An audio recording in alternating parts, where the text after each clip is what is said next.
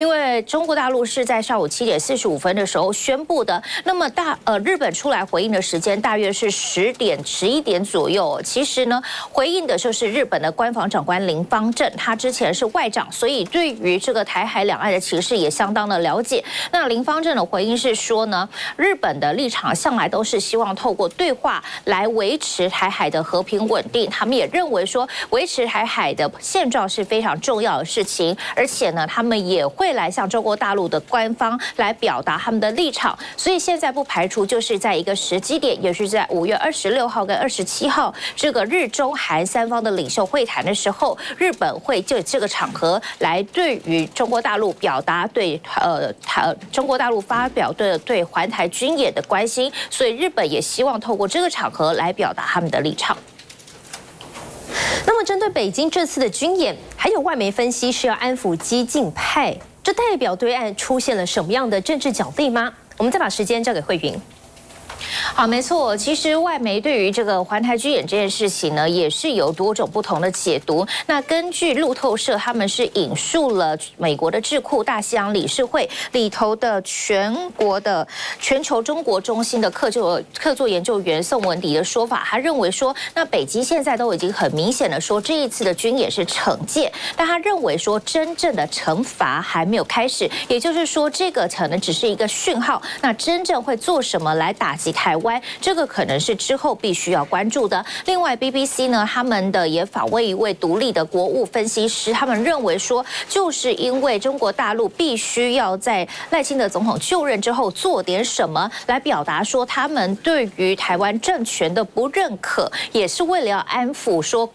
大陆的国内的激进派的民族主义者必须要有所行动。那军演就是他们选择所做出的回应。不过，针对这个事情其实在这个日本的学者有不同的看法。这个是日本的教养大学中国研究助理教授陈佑化，他认为说，这个520是就职大典，但523中国大陆才宣布要军演，这中间3天的时间，可能就代表说北京的高层要来针对台湾的我们的总统赖清德就任这件事情呢，有过内部的辩论，就是要做什么，或是做到什么程度，这个中国大陆内部可能有些讨论的。那另外呢 ，BBC 的分析师也认为说，其实中国大陆在这一次呢，在环台军演之后就已经做出了很多的文宣，在网络上我们有看到他列出说什么战机、什么武器、什么船舰，那这些呢，可能也是这个有史以来最挑衅的一个文攻武吓的行动哦。不过呢，还有分析师认为说，这样子的军演呢，有可能只是预告着接下来还会有类似的军演。那尤其是说，如果当两岸其他的选项消失的时候，包含说对话啊、沟通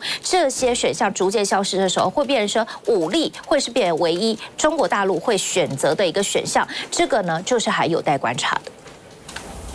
好，谢谢慧云。不过当然还是希望呢，不要真的有动到武力的这天。那么对于共军围台的这个举动呢，国防部也严阵以待。有游客就发现疑似是国军的飞弹车进驻恒春半岛，请资深记者何一信带我们了解。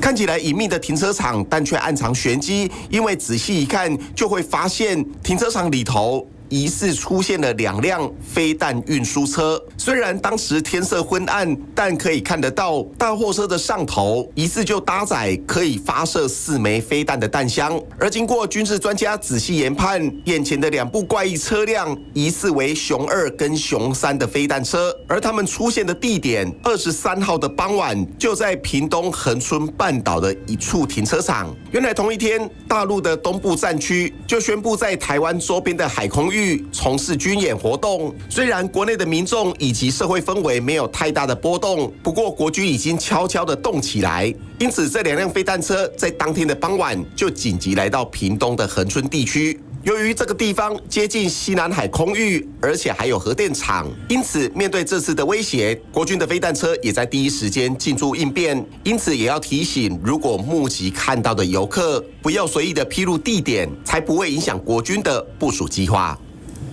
休息一下，稍后带您关注有男驾驶违停路边遭到盘查，但是他看到警察却心虚脚踩油门逃逸，还是被逮。而另外封麦多年的歌后江蕙是不是要为了本届的金曲奖复出呢？经纪人有最新回应了，稍后我们带您一起掌握。一刀划开，外表鲜红的爱无芒果，里头露出黄澄澄的果肉，用手一拨，水分沾满双手。但农民忧喜参半，就怕价格太高吓跑顾客。今年气候异常，该下雨不下雨，该冷不冷，该热不热，日夜温差又大。你今天看它结果了，过2-3天去又没有了。因为全国爱无芒果最早采收的屏东县，去年平均批发价格每公斤不到50元，但